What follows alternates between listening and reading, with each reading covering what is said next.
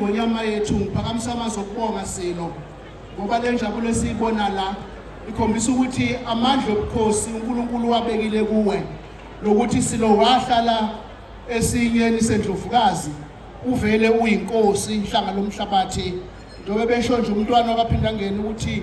ngomhla ka-29 uyonikezwa nje isitifiketi ukufakaza umhlaba hayi ukuthi uyobekwa silo ngoba wazala ubekiwe. Sibonga yonke lemisebenzi ke endlungonyama ukuthi ngesikhathi sakho nangesikhathi sethu usibonisa okuhle. Siyathokoza namazwi osinike wona wenomnyama yize umntwana wakaphinda ngene labezithanda uNkulunkulu Zulu. Ngikhumbula ngomhla ka-8 kwakuMeyi kade inkosi ikhonjwe ngayizolo. Silesikhulu kwakunzima nje ngangena lapha kwakhangela endlini ngakuthola uhlanganisa izandla ukhuleke enkosini ukuthi bayede. Kwakusenzima kunoma ubani nje ukuthi umuntu angathi bayede ngoba kwakwaziwa silo ukuthi kuwumntwana nje ngayizolo. Ngabona ukwehla okuyisimangaliso ngayibuza ngathi ngubani mina ke esikhundleni sokuba nginami ngikhuleke. Ngakho ke silo mntwana okwaphinda ngene ngibonga inkonzo yokuzehlisa sengathi ngafika ngithi sonke lenkonzo yokuzehlisa ukuthi silesikhuluma usukhonjiwe umuntu kaNkulunkulu ukukhombile noma ngabe sikuzala kodwa usubaba kithi noma ngabe ingane zakwenu ubhuti wakho kodwa usuyise kuzo noma ngabe omama bakho kungomama kodwa usumyeni kubo ngoba usuwenza imisebenzi yomyeni wabo ngeke balale bengahlile ukhona silo. Inkonzo yokuzehlisa uma usuphakanyisiwe uphezwa wonke umuntu useduze kaNkulunkulu. Sithokoza kakhulu umntwana owaphinda ngene okukhombisile imisebenzi yakho engebalwe uNkulunkulu esikholwa ukuthi ubekele yona ukuphila kwakho ndabezitha akekho wazi obukayo nongazi ukuthi kufanele ukuthi ngabe mhlawumbe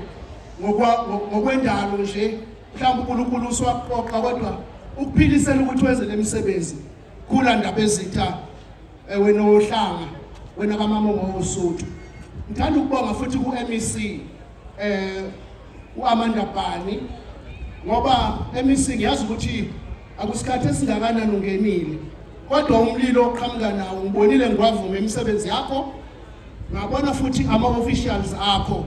unabantu abadedicated akababoni bonke ama-officials aphezulu ngisabone nje uChongco nolethu ukuthula umtshali nabanye ngoba bayibo ababahola bonke. Ngithi nje silo i-team yakho yonke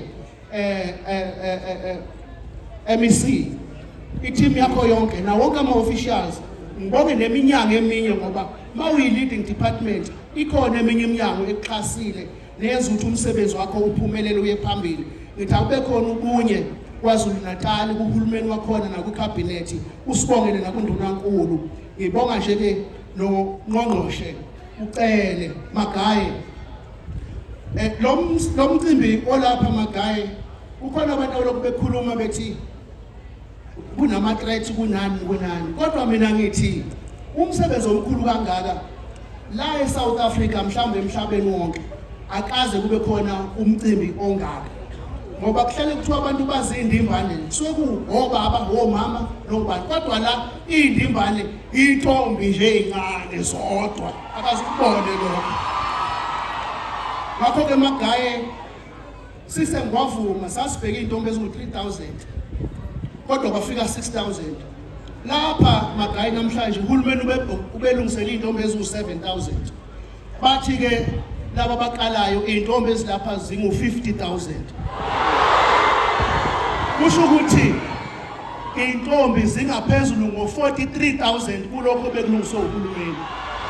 Ngakho ke bekufanele Magaye usukele uze la uzobheka ukuthi kwenzeka kanjani uzobuka i-security beef up hayi ngoba khona esibesabayo ngoba uhulumeni ufuna ukubona isiphephile asabi umuntu angithi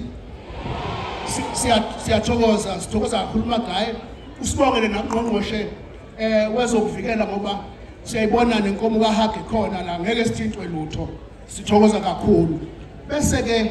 idlule emakhosini ohlanga inkosi uShinga usihlalo kwamakhosi namakhosi onke ngoba lezi intombi ezilapha iphuma emakhosini. Siyathokoza amakhosi ngendlela ngibona ukuthi amakhosi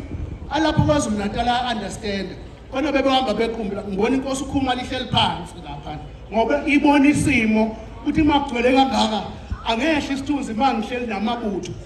amakhosi azi ukuthi endlunkulu mayisilo sihleli kahle silapha phezulu wona noma ngaba kuphi abuka isilo sawo akanishayela ihlombe amakhosi asendlunkulu